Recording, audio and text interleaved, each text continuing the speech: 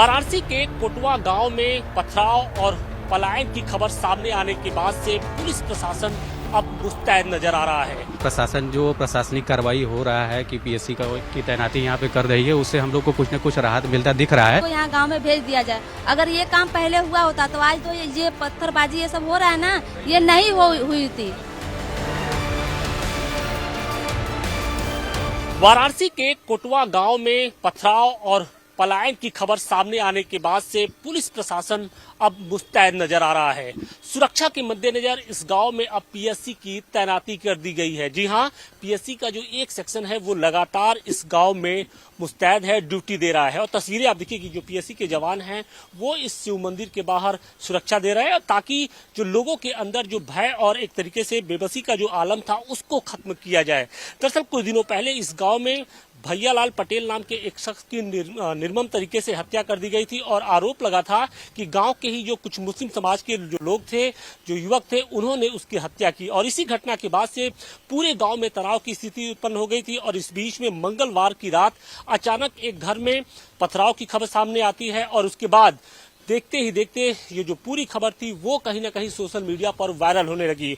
और इस बात की तस्दीक करने के लिए जब टाइम्स और नवभारत की टीम इस गांव में पहुंची तो हैरान करने वाली जो खबर थी वो सामने आई, क्योंकि ग्रामीणों का ये कहना था कि पथराव सिर्फ एक घर पे ही नहीं हुआ है, बल्कि इसके पहले भी लगातार पथराव की जो खबरें थी वो सामने आती जा रही थी। और इसके अलावा मुस्लिम समाज का जो एक दबदबा है, जो उसकी एक गुंडागर्दी है, उसकी वजह से इस गाँव के बहुत सारे जो हिंदू परिवार हैं वो पलायन करने को मजबूर है।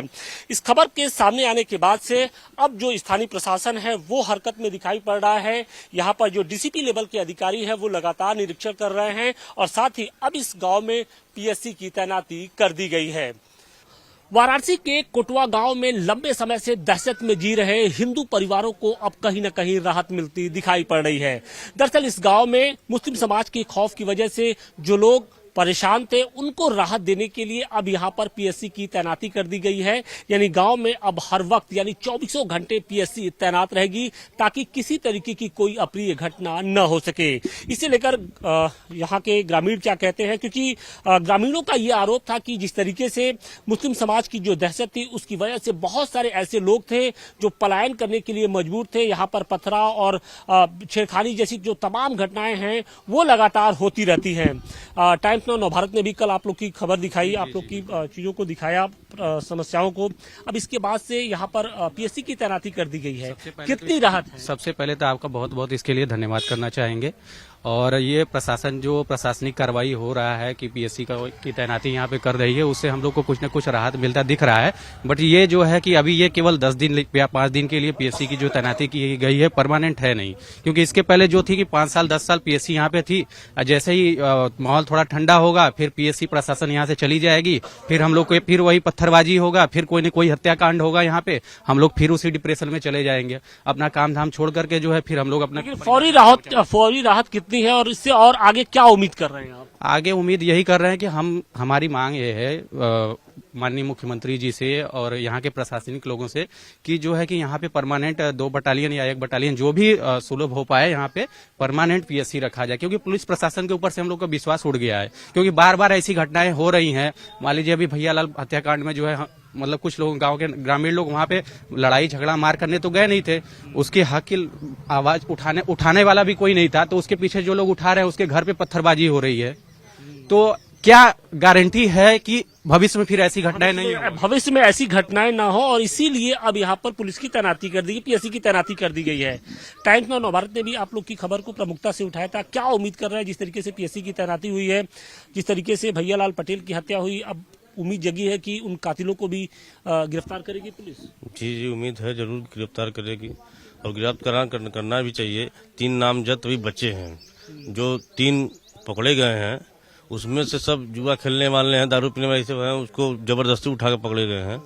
3 नाम जो जब्त बचे हैं, अभी तक गिरफ्तारी उनका नहीं हुआ है। लेकिन बड़ी बात ये है ना, जो बंदा लाश को उठाया था उसी को उठा लिया गया। जो बंदा लाश उठाया है वहां से पता यही चला है हम लोगों को कि जो बंदा लाश उठाया था, जो पुलिस की गाड़ी में लाश रखा था, उसी बंदे को गाड़ी के मतलब उसी को उठा लिया गया। अब तो पीएससी की तैनाती कर दी गई, कितनी राहत है आप लोग को? उससे कुछ राहत नहीं होने वाला है।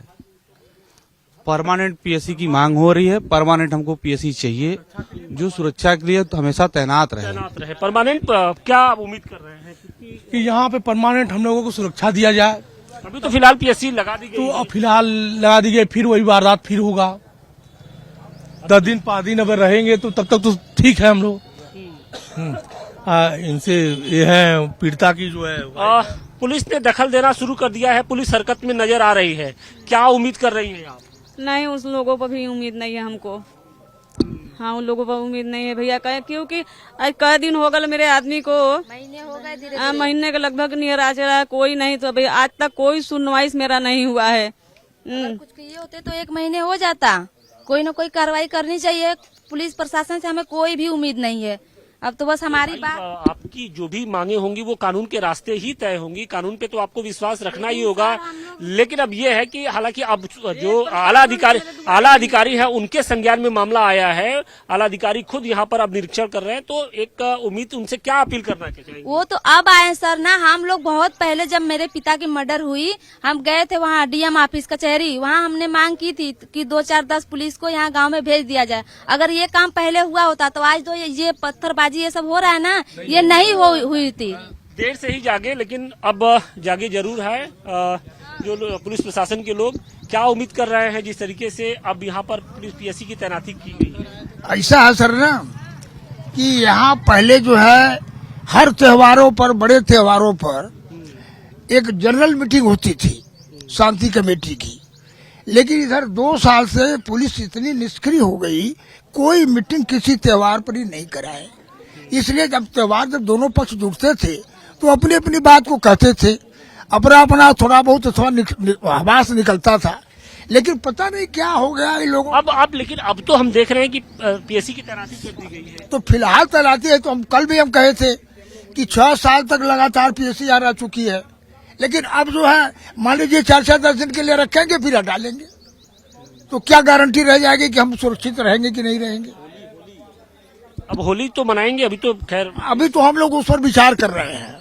अभी तो उसी पर हम लोग अडिग है कि क्या किया जाए। क्या हम लोगों का भी आपस का मीटिंग होगा, 4-6 गांव के आदमी जुटेंगे इसमें रविवार को, और उसमें देखा जाएगा कि आखिर होली के त्योहार के लिए क्या किया। होली का त्योहार मनेगा, क्योंकि अब होली का त्योहार नहीं मनेगा। अब मैं तो रामलीला समिति का अध्यक्ष हूँ, मैं तो कोशिश कर रहा हूँ कि रामलीला समिति भी नहीं मनाया जाएगा।